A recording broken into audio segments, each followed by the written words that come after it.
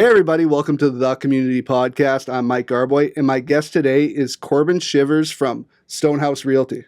How's it going, man? Good. How are you doing? Great. Thanks for having me on. No problem, man. It's been some time we've been talking, trying to get you on, and so I'm happy we finally got you in here today. Yeah, I'm very happy we could put it together. Absolutely. So tell us a little bit about yourself. I know you're super active on social media as a real estate agent. So just tell us about how you got involved in real estate. And Sure. So I've been in real estate now for it's my 11th year. Yeah. So been in the business for 11 years. I've sold over 800 homes. So I've been in the business full time, all the time for that length of time.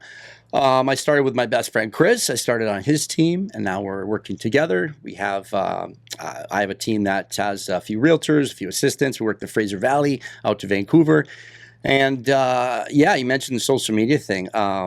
Recently, last 4 or 5 years, it's been pretty apparent that to survive in this business or any business now, we all have to be social media stars. So putting yourself out there in social media has been something that we've been trying to do a lot more the last 4 or 5 years. In the last 2 years, I've been making videos every week, a few different videos on different subjects, topics, real estate and politics typically. Yeah, and they go hand in hand, really, they really do. Yeah. I mean, you've followed up to the 30,000 square foot or 30,000 foot view of everything real estate. I mean, it comes down to policies, and policies are from politics, so it kind of all flows together. When did you start seeing the response to that? When you started doing it, how did you realize this is what you had to do? Well, I think it was actually funny enough. It started with a meme actually, and I just got blown away by the results. I just taken some coaching on social media, and I was trying to take the easy way out, so I didn't want to record myself on video. So I was like, I'll just start with some memes, have some fun. So I started with home comparisons, and I started off comparing, Calgary and Vancouver, what you can buy for $4 million. And I had a picture of a house in Calgary, beautiful acreage property, 3 stories, monster on the mountain overlooking Calgary. And then I had one in Vancouver, which was, I think, West Point Gray, some tear down piece of crap, building lot probably, just lot value only for $4 million. And this was during the hotter market. So I posted that, and it actually got 34 million views. It was unbelievable. It's been watched, I think, for years of watch time or something insane. So when I saw that number, I realized that meme wasn't my key to doing much, but perhaps the amplification or whatever you want to call it with social media is obviously there, because there's something you posted, took 20 minutes, and the world's seen it for years as a stupid little meme. Yeah. So that was where I started to see the possibilities. And then I started making videos myself on camera about 2 years ago, and then really seriously started taking it seriously this year. And then where I started to see that take off is just hundreds of comments, tens of thousands of views, sometimes hundreds of thousands of views, and lots of engagement, and to the point where it feels like you're just having a conversation and talking to your client or someone as you would talk to them, and you're just doing it on camera. Yeah. And that's kind of what we've been doing. I can imagine a lot of it is local views too, which is crazy, because if it's going to be something to do with the Vancouver housing market, you're going to get most of those views from people paying attention to the Vancouver housing market or live here. Lots of people from Vancouver, but we also have people from across the country that want to get my stats and the stuff that I share. So I'll look up their area, and I have I'll actually do stuff online with people from all over the country with the benefit of being able to refer that business to local agents. So we do a lot of stuff like that online. Yeah, I mean, we know Vancouver's always been a hotbed for real estate, and just as a topic, whether it be a slow period, a heavy period where you could sell pretty much anything for crazy amounts of money,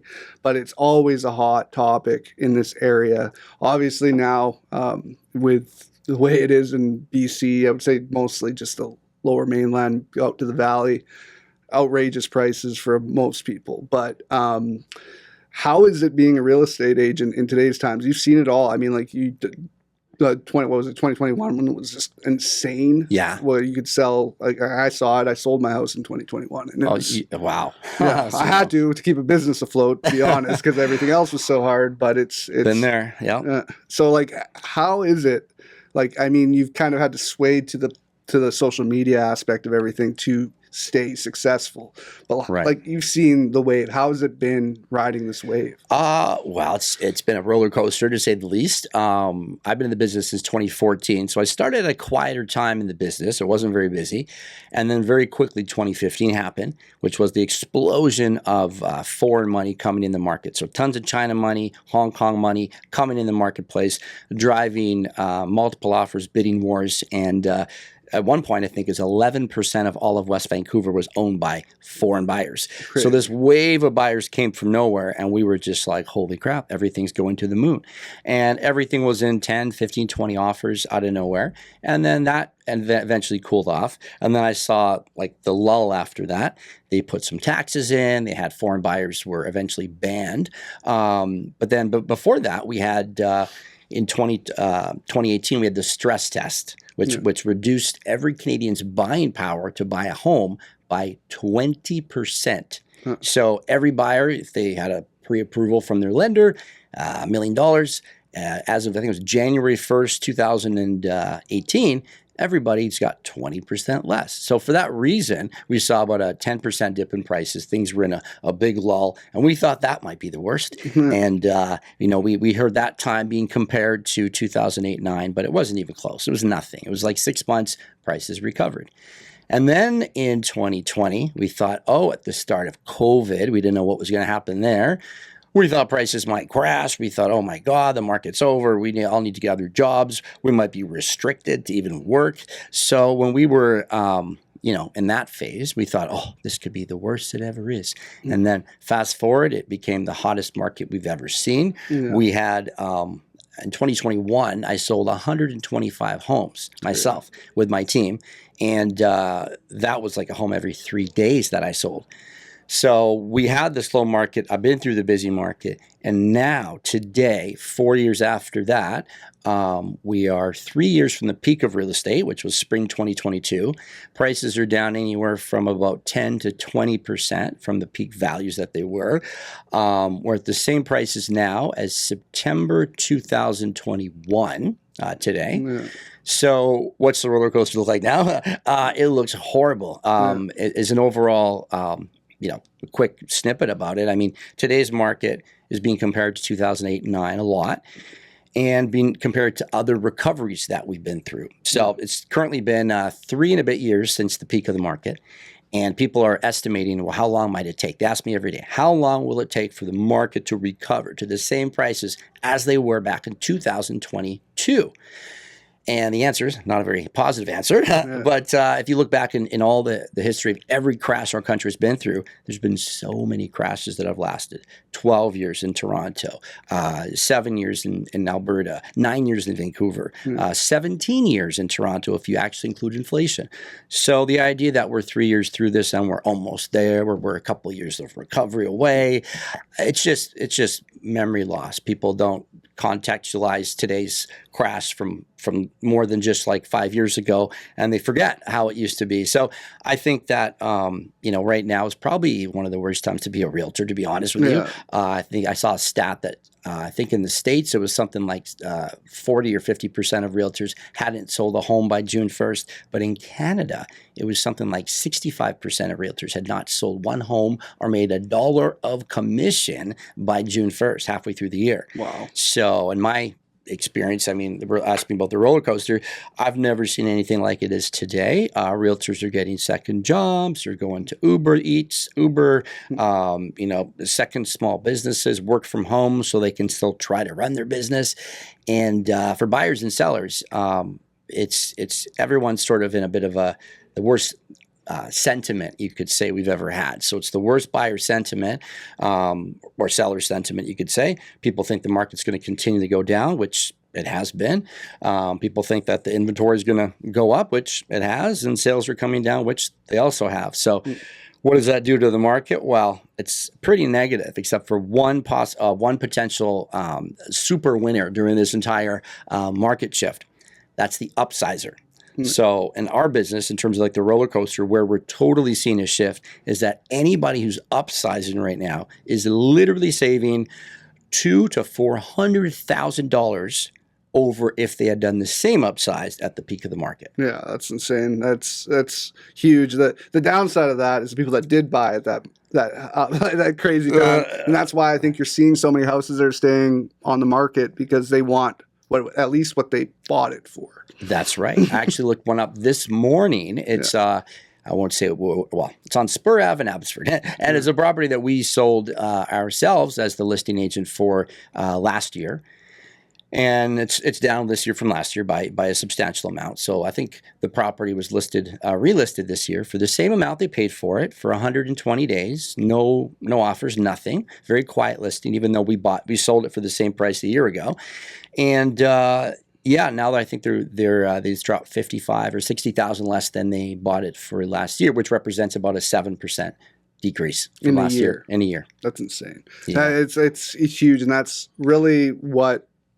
It's never supposed to happen to homeowners. Like, you invest money into buying a home because it always has led to growth. And then moving on, like you said, upsizing and everything. But when it gets to a point where you're buying that apartment for $900,000 to $1 million, $900,000 to $1 million, if you're not going to be able to sell it for more than that, how are you going to move on to that bigger size property? I know Port Moody here has developments galore. Hearing the numbers of what's sold of those places that are pre-built is like staggering, to a point where these developers are shitting bricks. Let's just be honest, because when you're only selling 10-15% of a new whole development you're building, and you're trying to get the whole thing built before, or sold before you build it. Yeah.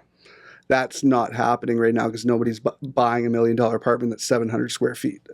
That's exactly right. Yeah, I mean, there's some projects in Port Moody that are doing well. Like, I think it's Moody Yards and a couple others, but most of them, brand new ones coming to market, or ones that just came to market, are struggling to sell that minimum percentage needed to get their financing to build the building. So, if you've maybe seen the recent stories, have you heard about they want to bring foreign buyers back? Have you heard this? Yeah. Okay, so you're wondering, where did this come from?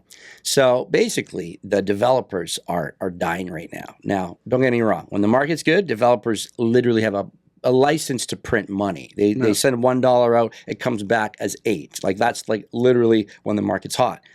In this market, it's opposite. Right now, developers who put all the money down for the down payment, the cost, and have to build this thing out, they're having trouble getting the amount of homes pre-sold ahead of the time of when they need to start building it. And because they don't get their 60%, a lot of these ones that we're seeing, especially Toronto, but Vancouver as well, not getting 60% of all the finance of the homes sold means you often don't get financing. So big projects that maybe don't need financing, no problem. Like, there's some master plan communities in the Valley, Jericho, Atlin, they're not worried about financing. But these towers, like you just saw, probably you probably saw the Curve. The big passive, so-called passive building that just got receivership. So there's a prime example of exactly what you're talking about. These are guys that went out there, top of the market. They went 20, 30, 40% higher price per square foot on their original sales. They thought they were the moon, the sun, the stars, and passive buildings were the future. Go green and pay a multiple. They call it a green premium of like 30 or 40% price per square foot. The floor plans were weird. A lot of negative publicity.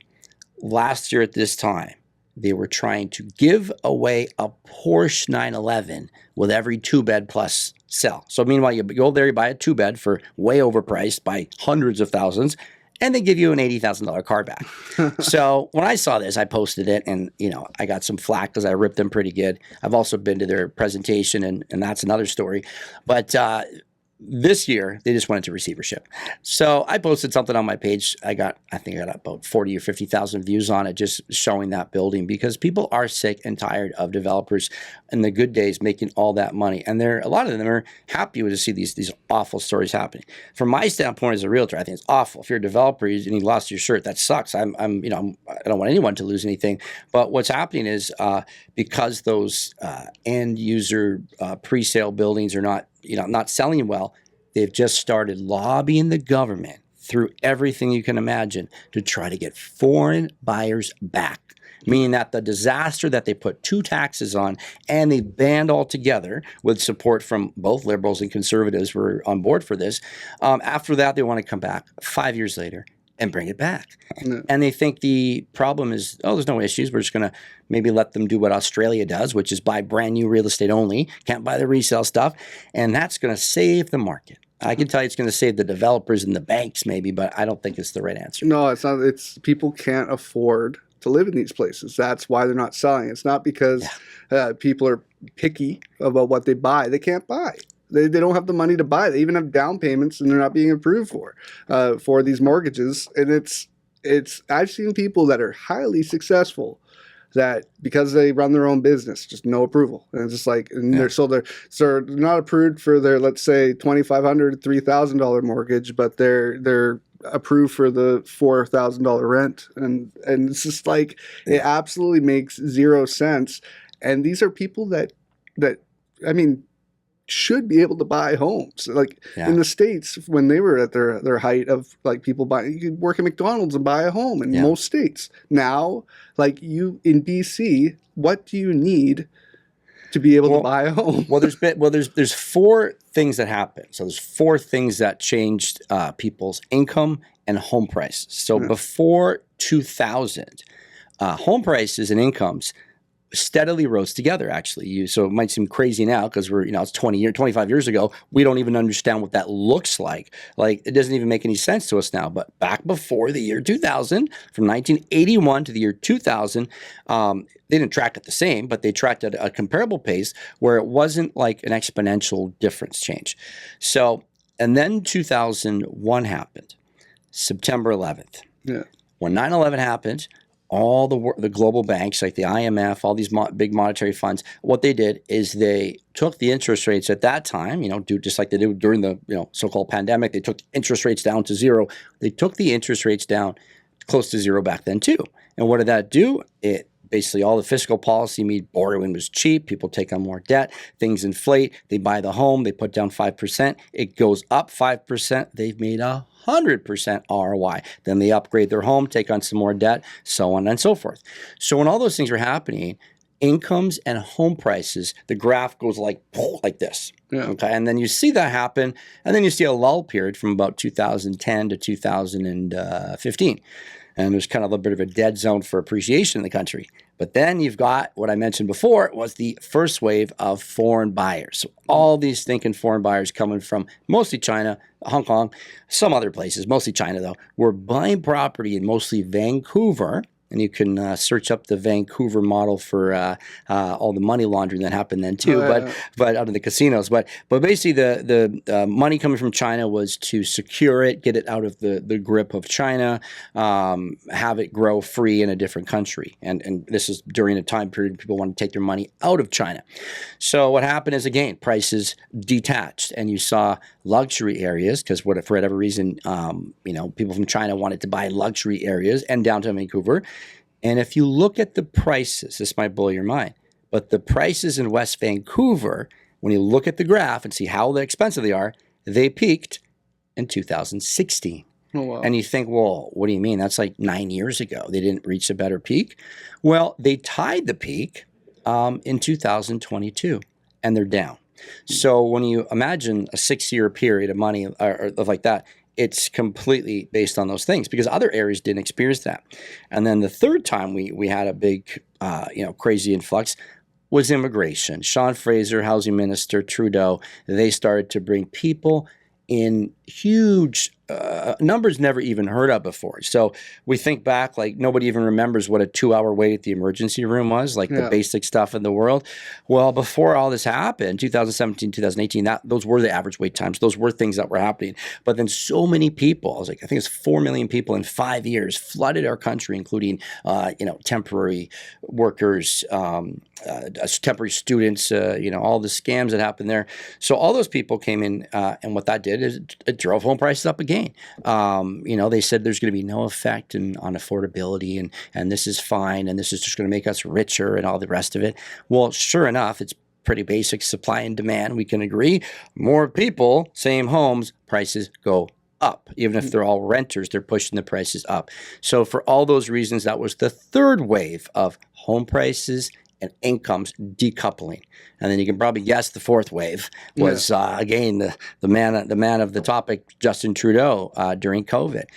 The first wave of bailouts and handouts was, you know, in line with maybe the rest of the world, even though it was crazy. But the second wave, the big one, was completely just like money laundering to everyone. I'm sure that he wanted to pay off through every company that was contracted out by every little niche department, because none of it made any sense. I mean, this is when people are going back to work. There's no more restrictions. Half the world's open, and all that money got printed.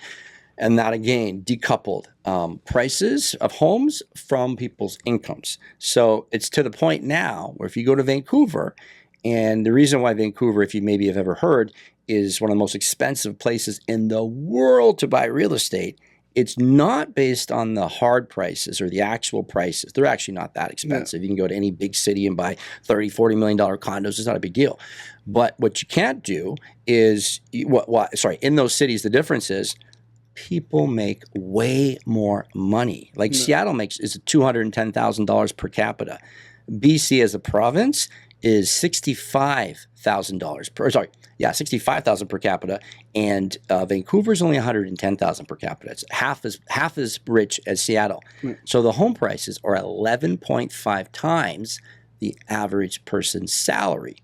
So when you do that math, like how many multiples of somebody's salary, it shows the massive discrepancy when you look at a Vancouver, a Toronto versus, say, a lot of these American cities that have higher prices, but they're making way the heck more money. They're like a 7, we're 11, or they're like a 4 and we're like a 6.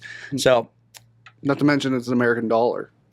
Yeah, well, that's just right. Your money, and think about that too, right? So I mean and that's another story. I mean, look at us compared to the States. I mean, we're as poor as a country as I think it's Kentucky is, or not to disparage Kentucky, but whatever the poorest American state was. I hope if it is Kentucky, it is. But if it's not, I apologize. But whatever state that was, Canada's right in line with like the bottom 6 or 7 states. Alberta, I think, is in the top 10 states, and everything else is in the toilet. Yeah, it's nuts. When did you realize how much politics went hand in hand with real estate? I think I realized it, you know what I want to say, one of the first things I've remembered was 2017. It was, again, this guy's name keeps coming up, but Justin Trudeau tried to introduce a bill which he secretly tried to pretend it wasn't this or that, and leaked out through a poll, through some, one of those census polls, basically talking about capital gains on your primary residence. And then it was unveiled later through leaked stuff, and then publicly made available, that they wanted to cap your, cap the amount of capital gains exemption that you pay on your primary residence to only a finite amount. So to back up, when you sell your primary residence or the home you live in, you do not pay, you probably know this, I know you know this, but you don't pay any taxes. And the taxes that you're avoiding are called capital gains tax. Now, that's been the same since the dawn of time in most Western countries, right? You go to a Western country built on a certain government, like we have, a democracy. If it comes from, England government, or it comes even the States, you have exemptions where you don't pay the profit of your home because it's seen as a home and an unavoidable tax, because you'd always be buying and selling your home. So therefore, the government shouldn't take any of it. Now, Justin Trudeau, which I didn't even realize at the time had anything to do with this, he was saying, oh yeah, $750,000 max lifetime capital gains tax exemption.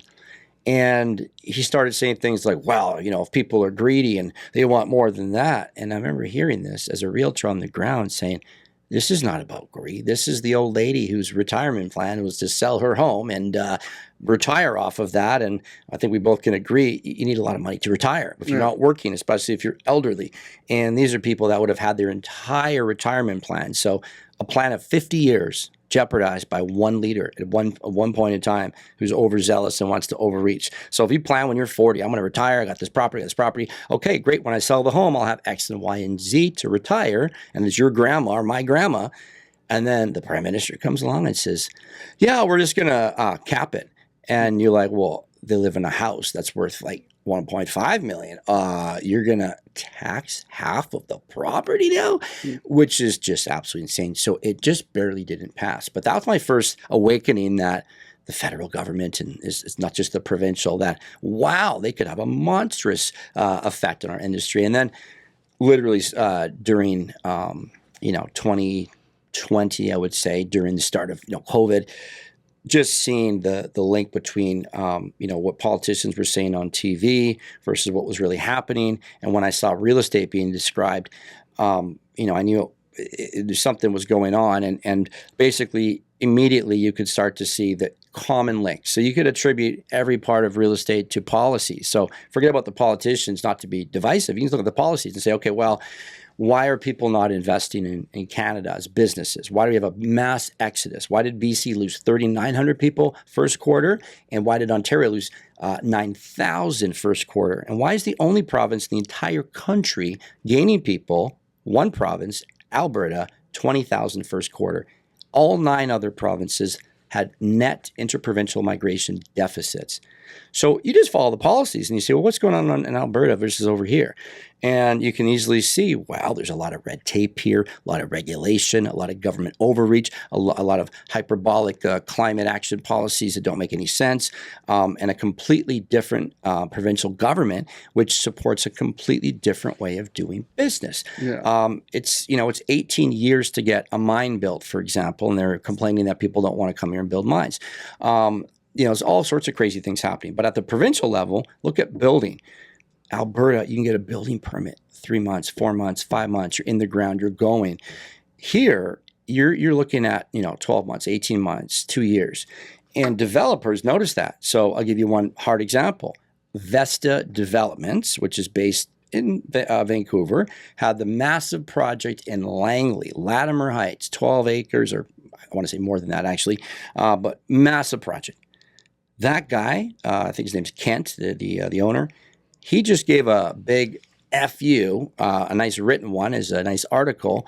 Basically, I think he was quoted, and I think he wanted this to get out there either way. But anyways, he basically gave an FU to BC and said, I'm going to Alberta primarily, where they already had half their business.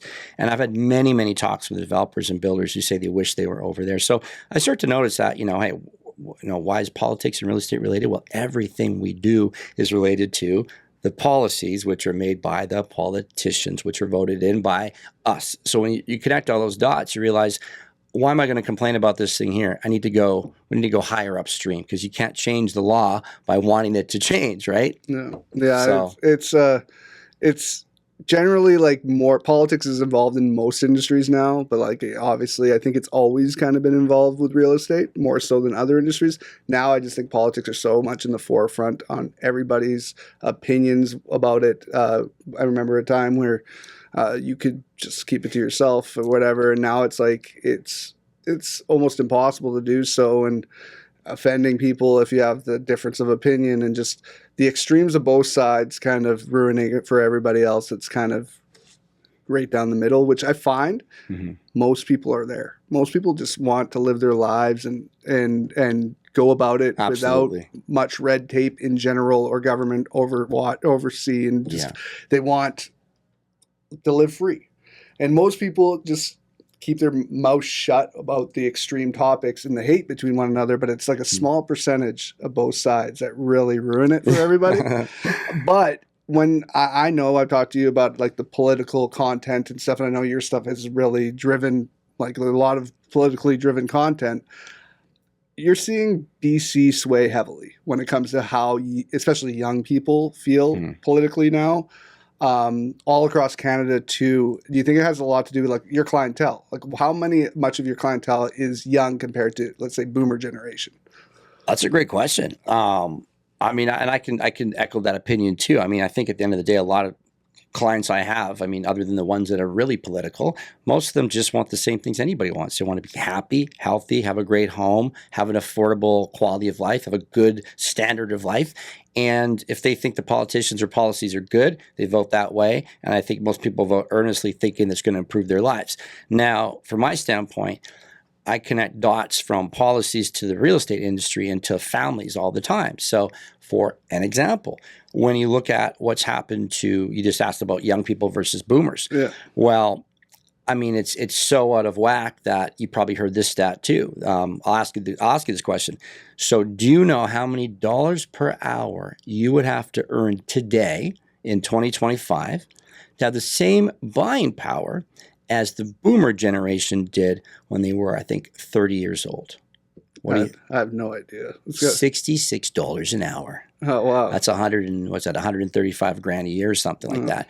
So I mean, or 130 grand a year. So it's a big difference. So I mean, when you talk to first-time home buyers, they're usually getting gifted or help with a down payment, and their incomes are maybe covering the bills.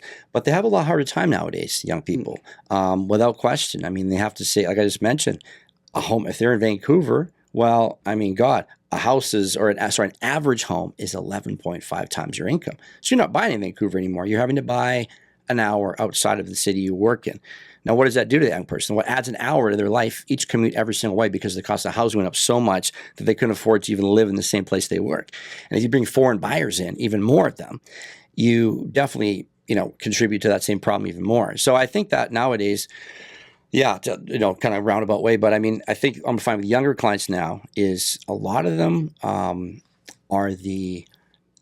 it's like they're the unique one of their friend group, or they're like they're the odd duck that thinks they can buy, because the average of the ages, you've seen the polling, is people under 35 don't think they can afford to own and don't think they ever will own as a majority versus a minority used to be. No, it's crazy. Most of my friends will haven't owned, won't own, not because of choice, obviously, or if they want to stay here at least. I've had a good chunk of friends move over to Alberta, some to the States, depending on the industries they're in. There's so many more opportunities, especially down south. You hear about just doctors in general here too. Why work as a basically a public doctor when you can be a private doctor down there and make significant amount more money, and you kind of control your own destiny. Bingo. It's not all the red tape that you have up here. And you see it now, you talked about emergency room waiting times now, and it's just we do not, basically all the foundations that were supposed to help people that were built whenever they were built have crashed now. It's not going to work with the population we have. It's not going to work with the amount of people that are actually working in these fields. We've basically crumbled something that most of the world was envious about. You still hear Americans talking about healthcare and how they don't really have it down there. But when you actually look at the numbers, and it's if you want a privatized health plan down there, it's cheaper than what you get taxed up here for your basic medical. So it's just it's just how you sway the words to people and how you understand. Canada is not I'm not saying freedom, but the free country, as I mean, money wise. They don't support you with these programs as much as you think they do. It costs to have these programs, and probably a lot more than it would have cost if you just took care of it yourself. And so you have these arguments of people that are just you can't take away public health care, and then private health care, people are pushing that, we need it. And those people aren't saying get rid of public.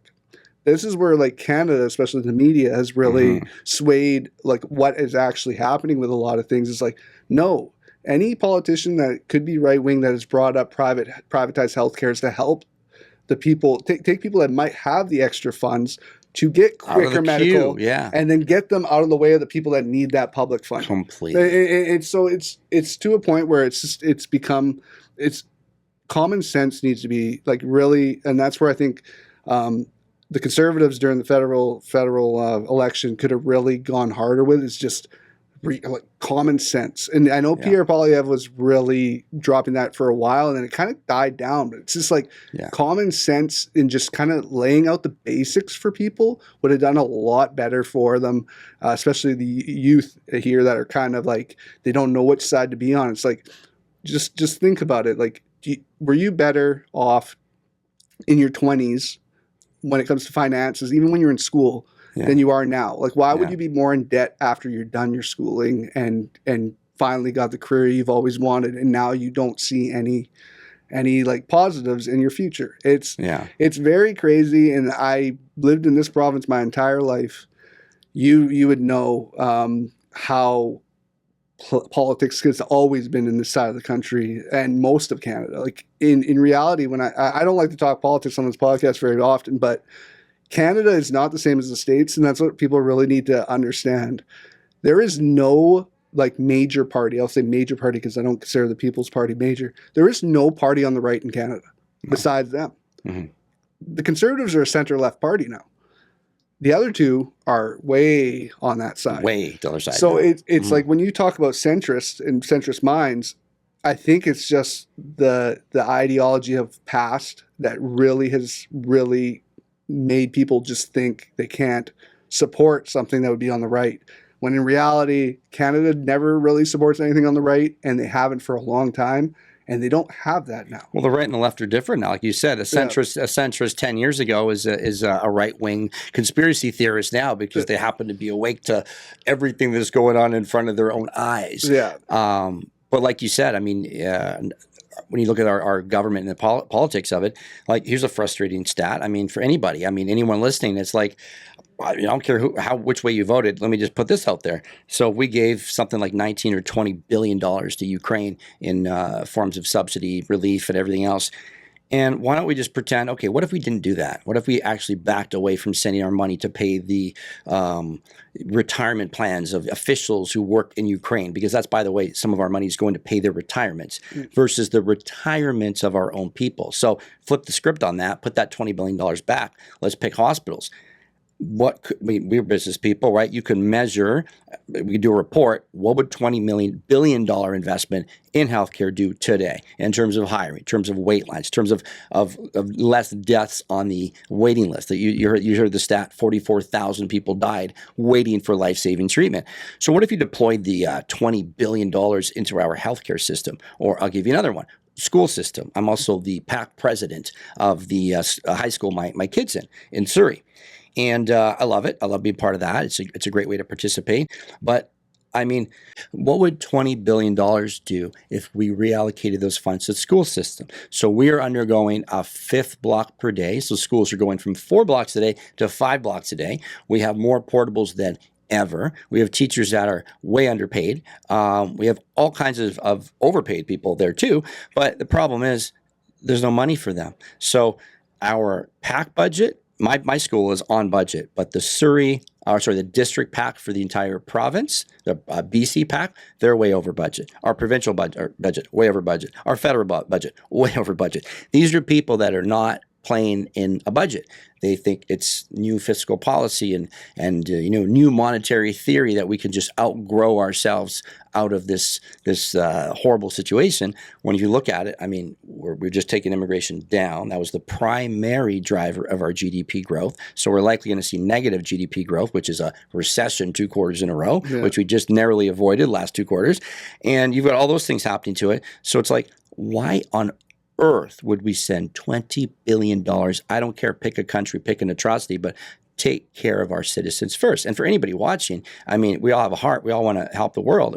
But should we be the number 6 contributor to other nation building efforts in the world when we're poor and we're 37th out of 38th on GDP per capita on all OECD countries? Yeah. So, I mean, none of these facts line up. So, I mean, back to your earlier question, how does politics and real estate line up? When my dear client can't afford something because they're getting screwed by the market, and I see what's happened over the last 10 years, it's hard not to share my thoughts because I know what's happened. So, for me, it's very much, I stick to real estate, but it tends to, it makes the topics come up. And honestly, it's come to a point where I almost don't agree with it because I feel like everybody should be able to mingle and get along. Doesn't matter what your political stance is. Like in reality, especially living here, I mean, I have friends on all sides of the fence. Of course, same. But like when it comes to your following now, like people are going to work with you because you've gotten politics involved. There's a lot of people that are passionate about politics right now because they see what's going on,